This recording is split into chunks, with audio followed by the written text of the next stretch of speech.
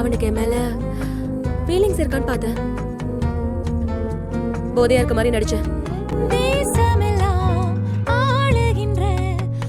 கொஞ்சம் கூட என்ன ப்ளே பண்ண மாட்டேங்கிற, அதுதான் எனக்கு கோவமே வருது.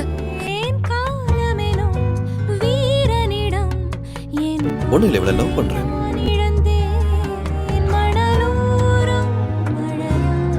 எனக்கு ஒண்ணு பிடிச்சிருக்கு.